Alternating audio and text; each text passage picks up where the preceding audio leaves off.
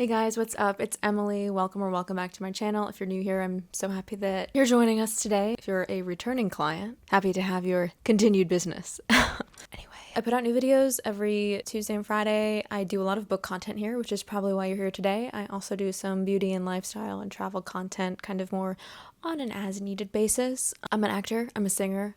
I live in Brooklyn. Let's get into today's video. I thought it was a good idea. Now that I'm sitting down, I'm like, this is kind of masochistic. I'm going to be reading 1-star reviews of my favorite 5-star books. I personally have never rated a book 1 star. I just feel bad that like somebody worked so hard to write this book. It just seems kind of aggressive. Okay, I guess I'll just start. I don't know, I just would never like trash something that's just not something that's like in my DNA, but I guess some people are different. Don't be a hater, dear. Anyway, the first book I'm going to start with is All the Dangerous Things by Stacey Willingham. I did rate this 5 stars. I don't have like a super duper emotional attachment to this book, so I figure it was a good book to start out with. It's crazy because it's like the book has 107,000 ratings. Only 367 were 1 star, but I'm still like, that's a lot of people that like really hated this book. Oh my god, this woman who looks like she looks like she leaves a lot of 1-star reviews on the internet and also just like lashes out on customer service representatives even though they have nothing to do with the decisions of the corporation as a whole. You know what I mean? She has said, disappointed, dismayed, disheartened, despondent, and discouraged. Alliteration overload. Is she trolling herself, or is she saying that there was too much alliteration in this book? Because I definitely don't remember there being alliteration in this book. I'm so disappointed in this story. I was so looking forward to it, but the amount of filler overwriting. Okay, this book is like 300 pages long.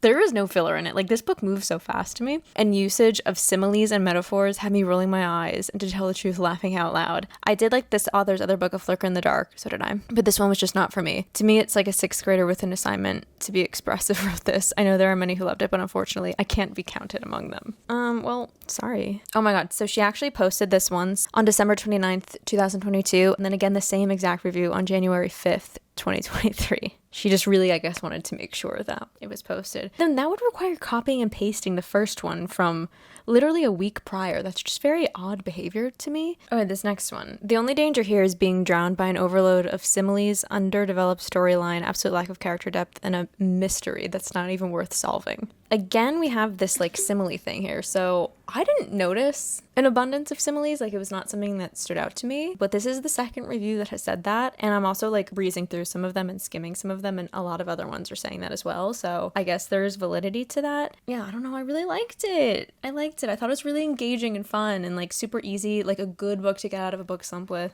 Now I'm second guessing myself. Okay, so this is an interesting review because it's written, she's talking to herself. The reviewer's name is Virginia. Honestly, Virginia, what possessed you to start reading this? Was it your bleeding heart, loving kindness that made you give it a second chance to an author you found abysmally dull the first time around? Virginia smirks meanly into her coffee.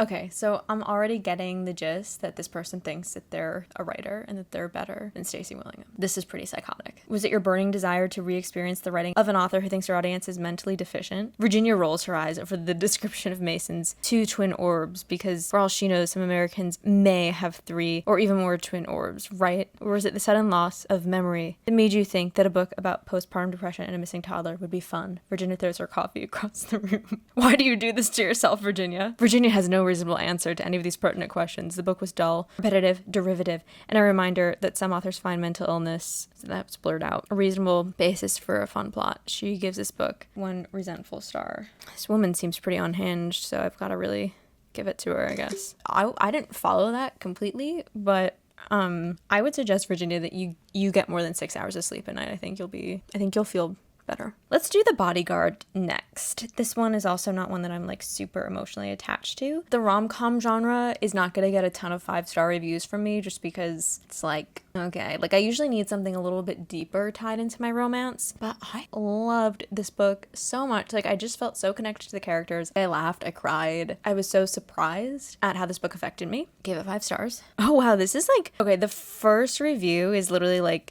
an entire blog post with like photos and stuff, and I can't. Don't mind me, just in shock that Chandler gave this a whole 4 stars. I don't know who that is. I was for real waiting for her to tear it to shreds, damn broken hearts. After reading Matilda's review, who had, I don't like, you're referencing these people, I don't know who they are, who had the exact same complaints as I did, I've decided it's probably a good idea to DNF at 20%.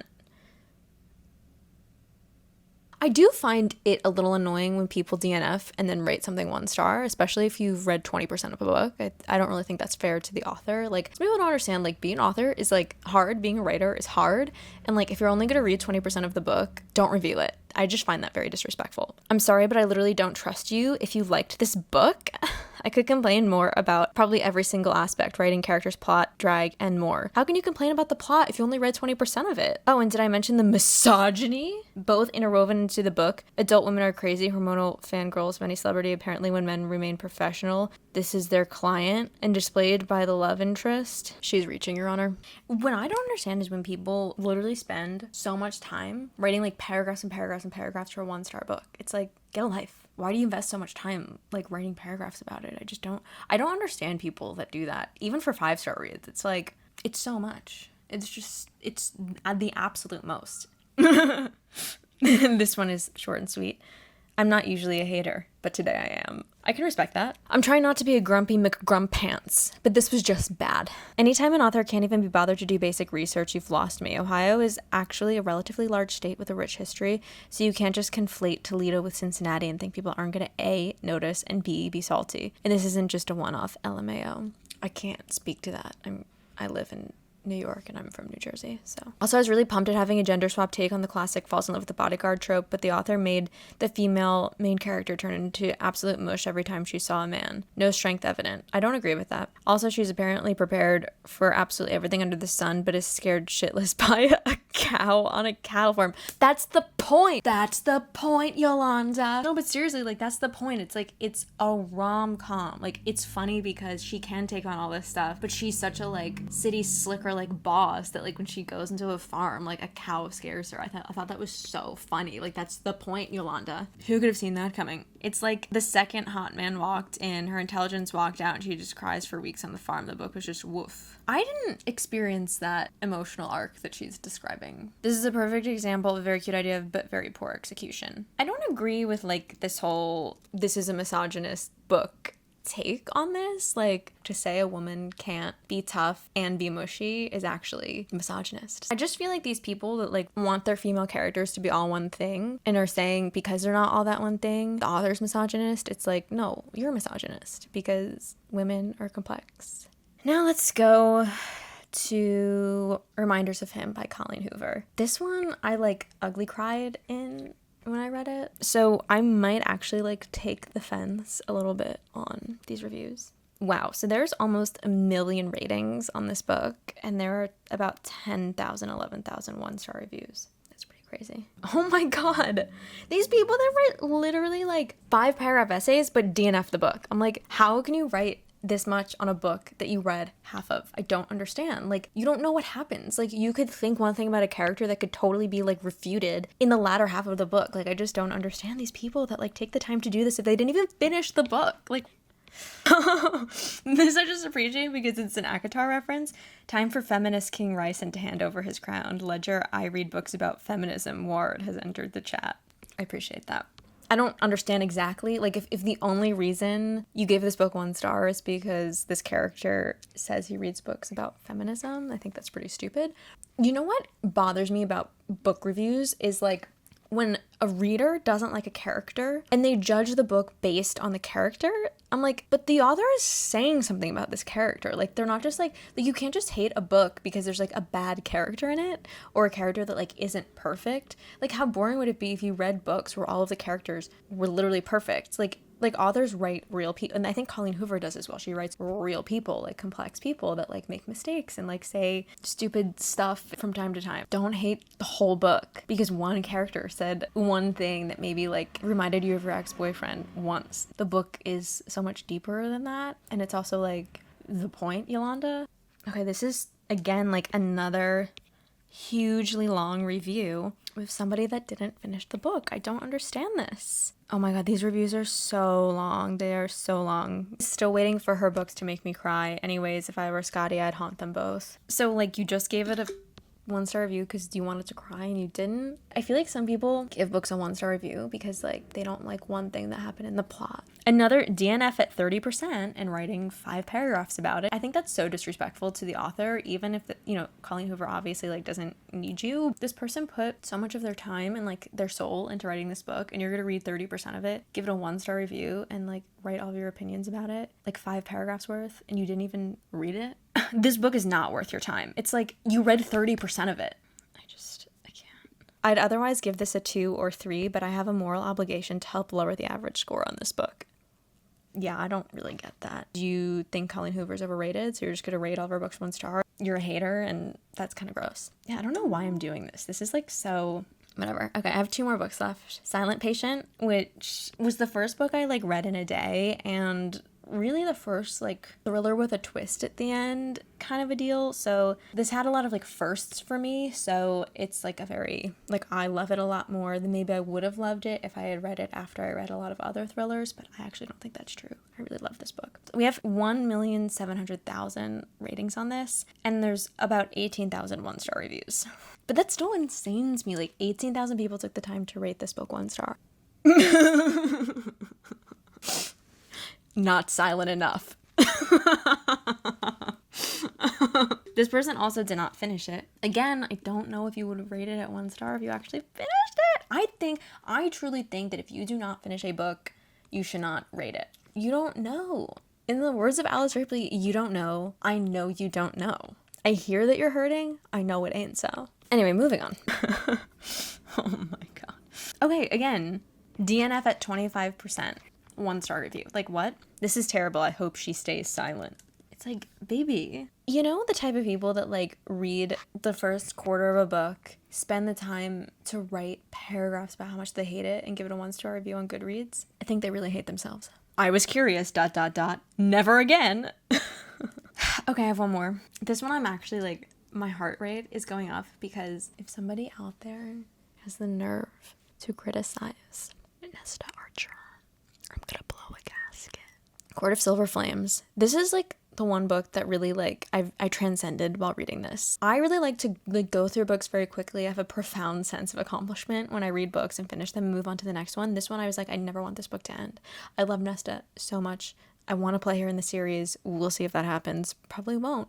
And I'll probably have to cry for about 3 months straight when I don't get cast in this role, but we'll deal with that when it comes. The reason I enjoyed this book so much, I mean, I loved the first 4 books to the series as well. It's a great series. But, Feyre, who is the protagonist of the first 4 books, she deals with a lot of complex issues, but her moral compass is very simple. I'm gonna do the right thing because it's the right thing. And Nesta, has made a lot of mistakes. She's done a lot of stuff that's not so great to people that she loves and people that have not deserved it. It's about moving forward from that. And I think that that's a way more relatable story. I love when the protagonist is just not completely, morally sound. I think that's so much more interesting, so much more complex. And it's also just, a very spicy book. That wasn't the reason that it was a 6-star read for me.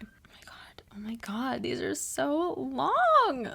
Nesta is garbage. Stop romanticizing she being toxic with she suffered. This book is a big no for me. And before you come with internalized misogyny, don't worry, I also think Tamlin sucks. I don't really think you can compare the two of them. However, he was just a guy that Feyre barely knew. Nesta was Feyre's effing big sister.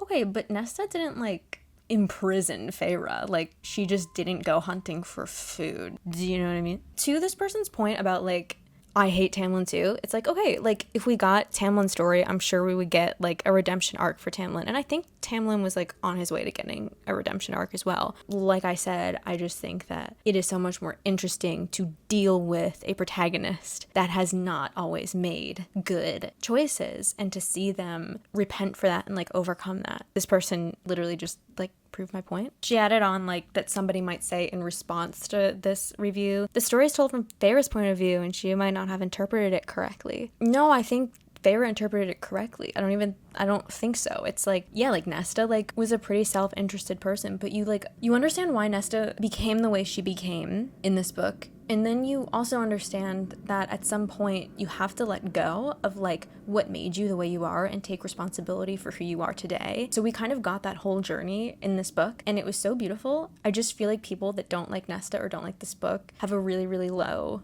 EQ. I DNF'd this because life is too short to read books you organically hate. The series is getting drained to the very last drop. Perfect example for we will stop beating this dead horse when it stops coughing up money. I totally disagree with that. I feel like this book was so different from the first 4 books. You DNF'd it. You gave it a star. Like, what gives you the right? And it's also like, okay, well, yeah, like the publishing industry is an industry and it's made to make money. So it's like, yeah, if somebody's like connecting to a story and a world, it makes sense that you would keep giving people stories from that world, and it's kind of a win-win. I'm getting really defensive. We have one that just says, I hate Nesta. Well, guess what? Nesta hates you too. This is honestly like depressing me. Love the series, but I cannot stress it enough when I say I hate Nesta. Nesta hates you. Is she not embarrassed? This is really embarrassing. Why? 50 Shades of Fairy. If you're looking for fairy erotica, maybe you'll like it, IDK. Is it embarrassing to like reading about sex or write about sex? Be gone before I drop a house on you too. The shame that people feel about sex is just, I don't understand. You gave it a 1-star review because you think the author should be embarrassed that she likes writing about sex. Well, I think you should be embarrassed that you've given up on life. I guess that's it. I can't do this anymore. I feel like this is like a toxic thing to do. Like, it's just making me angry. It is making me really defensive, and I feel like I'm engaging in some toxic traits. So I'm gonna stop now. I'm probably never gonna do this again. So I hope you enjoyed it. I'm depressed now. Or it's depressing. I hope everyone has a good day.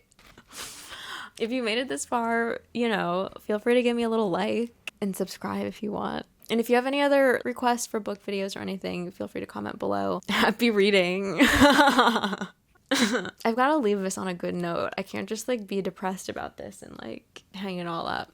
Because I finished on a Sarah J. Maas book. I have been tackling the Throne of Glass series, and I've been vlogging the whole thing. So I'm going to have a like books 1 through 8 reading vlog on that series. So stay tuned for that. I'm really excited. I've really been loving it so far. Right now I'm on Queen of Shadows. So, some thick books coming up, but I plan on tandem reading the second to last and third to last books, so that should be fun. I'm really excited. I love Sarah J. Maas. Stay tuned for that. Thank you guys so much for watching. I hope you have a marvelous day. I will see you in the next one.